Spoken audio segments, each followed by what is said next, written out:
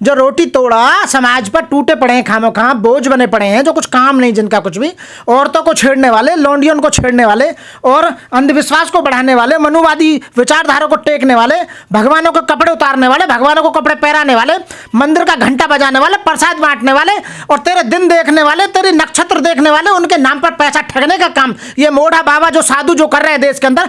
और मूर्ख इतनी गवर्नमेंट हो रही है, 18,000 रुपए देने का वादा कर रहा है। अरे जो मैं कह रहा हूँ, जो ग्रेजुएट लोग हैं जिनको, पुजारी, अरे पुजारी को मारो लठ पर, मैं उनकी बात कर रहा हूँ, मैं उनकी बात कर रहा हूँ जो बेचारे बेरोजगार हैं। बेरोजगार भत्ता क्यों नहीं दे रहे? इनको बेरोजगार भत्ता देना चाहिए। BTech, MTech, LLB, LLM, PhD, BTech, MTech घूम रहे हैं ये 10-10 हजार, 15-15 हजार रुपए में, इनको क्यों नहीं रोजगार दे रहे? केजरीवाल को पुजारी लगे ना, केजरीवाल को इतना ही ज्यादा हुआ, पुजारी की ऐसी तैसी, मैं ये कह रहा हूँ उसकी बात करना। स्टूडेंट है उनके लिए क्यों नहीं दे रहे 2100 रुपए वजीफा? यहाँ एससी के बच्चों को वजीफा तक नहीं मिल पा रहा भाई। उनका वजीफा भी खा गए बीजेपी सरकार और ये मिलकर। दिल्ली में, उत्तर प्रदेश में तो योगी सारा वजीफा खा गया, कोई वजीफा नहीं मिला किसी को, खत्म। जो बहन जी के कार्यकाल में जीरो पर बैलेंस पे जो एडमिशन होते थे वो एडमिशन बंद कर दिए इन्होंने, रोजगार इन्होंने बंद कर दिया ना कर दिया। तो दिल्ली में थोड़ा ही ऐसा, दिल्ली में भी ऐसा ही है, किसी को कुछ नहीं मिल रहा दिल्ली में। किसी को मिला तो हमारे सामने आओ ना, किसे मिला? कुछ नहीं मिला।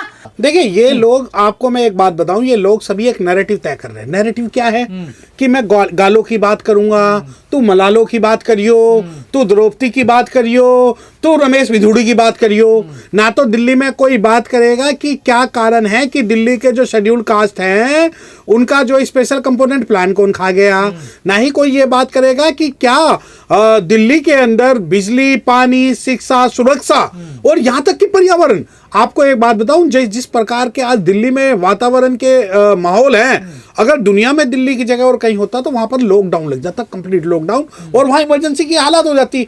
अब क्या है, अब मीडिया ने एक नैरेटिव तय कर दिया। मीडिया कौन सी? भांड मीडिया।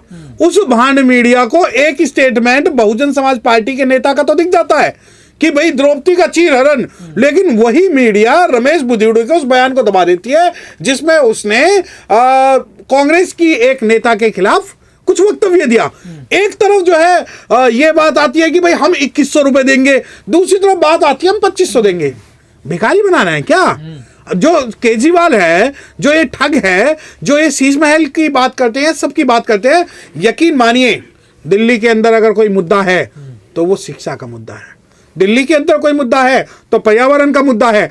दिल्ली के अंदर अगर कोई मुद्दा है तो ये मुद्दा है किस प्रकार से जो आर्थिक संसाधनों का जो बंटवारा है दिल्ली के अंदर, और जो रोजगार है, बेरोजगारी है, वो बिल्कुल ही बेकार लेवल पे हो चुकी है। दिल्ली का दलित तो छाती फाड़ रहा केजरीवाल के लिए, आप इतने आरोप लगाते हैं केजरीवाल पे। देखो, हाँ मैंने बिल्कुल सही बात, मैं आज आपसे पहली बार सहमत हूं कि दिल्ली का दलित भी है, दिल्ली का हरिजन भी है, दिल्ली का गिरिजन भी है। दिल्ली के वो हरिजन भी आज छाती फाड़ रहे हैं जिन्हें कभी चौधरी प्रेम सिंह नहीं दिखे। दिल्ली के वो दलित भी आज छाती फाड़ रहे हैं जिन्हें कुमारी शैलजा नहीं दिखी जब हरियाणा में गाली दी गई। और दिल्ली के वो दलित भी आज हैं जिन्हें इस ठगवाल ने सिर्फ 22 प्रतिज्ञा लेने के कारण निकाल दिया। दिल्ली के वो दलित भी हैं जो आज छाती फाड़ के ये कह रहे हैं कि नहीं हम तो जी फलाने को जिताएंगे, हम ढिमकाने को जिताएंगे। अबे फ्री बिजली, फ्री पानी में ही बेच दी अपनी इज्जत 2100 रुपए के चक्कर में। और रही बात कि जो ये दिल्ली के दलित, हरिजन और गिरिजनों की बात कर रहे हो, मैं यकीन से कह रहा हूं, मुझे एक बात बताएं, एक अभी स्टेटमेंट आया राष्ट्रीय अध्यक्ष बहुजन समाज पार्टी आकाश आनंद जी का। उन्होंने एक स्टेटमेंट दिया कि भाई द्रौपदी की साड़ी वाला एक स्टेटमेंट था जिसे मीडिया ने तोड़ मरोड़ के जो है वो पेश किया। और यकीन मानिए इतना द्रौपदी वालों को जो इस बात का बुरा नहीं लगा जितना हरिजनों और दरिजनों को लग गया, जो कहने लगे नहीं इसका तो बयान गलत है, इसे तो हम बाहर निकालेंगे, इसे तो बहन जी बाहर निकालेंगी, इसे तो ये करेंगे, परिपक्व हो जाने दो। तो ये जो दिल्ली के मुद्दे हैं, अरे भाई एक बात बताओ, आपको जब किसी से आपत्ति है, अगर आपको आकाश आनंद से आपत्ति है तो यकीन मानिए आपकी आपत्ति मीडिया द्वारा तय की गई है। आपके जो नैरेटिव हैं वो सारे के सारे जो नैरेटिव तय किए गए हैं वो उन्हीं लोगों के द्वारा तय किए गए हैं जो आज दिल्ली के अंदर बहुजन समाज मतलब कि जो विचारधारा वाले लोग हैं उन्हें नहीं आने देना। नहीं, आकाश साहब ने तो ये कहा ना कि जितना केजरीवाल फेंक रहे हैं आज के टाइम में, इतनी तो द्रौपदी की साड़ी भी नहीं थी, हम लपेटे जा रहे हैं, वो फेंके जा रहे हैं, फेंके जा रहे हैं। नहीं बिल्कुल, मैंने क्या कहा कि एक तरफ तो आकाश आनंद का स्टेटमेंट है, दूसरी तरफ रमेश भिदुड़ी का स्टेटमेंट है।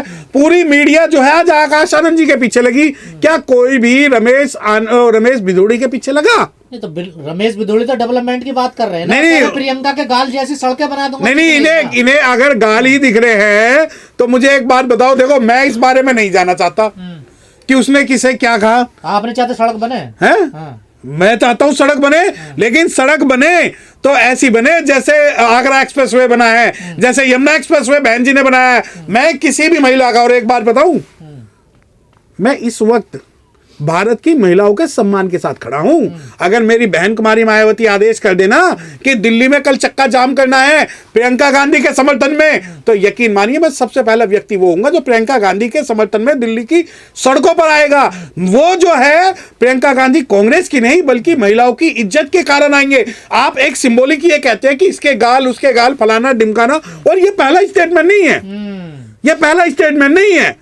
उससे पहले कई बार लोगों ने, यार एक बात बताओ, नहीं ये तो वही रमेश भिदुड़ी जो संसद में मूल्य कटवे कह रहे हैं आपके सांसद को, आपके बीएसपी के सांसद को। यार मुझे एक बात बताओ, हाँ। आप लोगों को चाहे लड़ाई किसी की भी हो, हमें शामिल करने की क्या जरूरत है? क्यों बीएसपी के सांसद नहीं थे दानिश अली? पहले वो बीएसपी के सांसद थे या मुस्लिम थे, ये बताएं आप। मुस्लिम समाज तो मुंह में दही जमा के बैठ गया, बीएसपी के लोग सड़कों पर आए, बीएसपी के लोगों ने बोला मैं ये कहना चाहता हूं कि अगर कोई भी अत्याचार है, बहुजन समाज अगर मुस्लिमों के साथ है तो मुस्लिमों को भी बहुजन समाज के साथ होना चाहिए।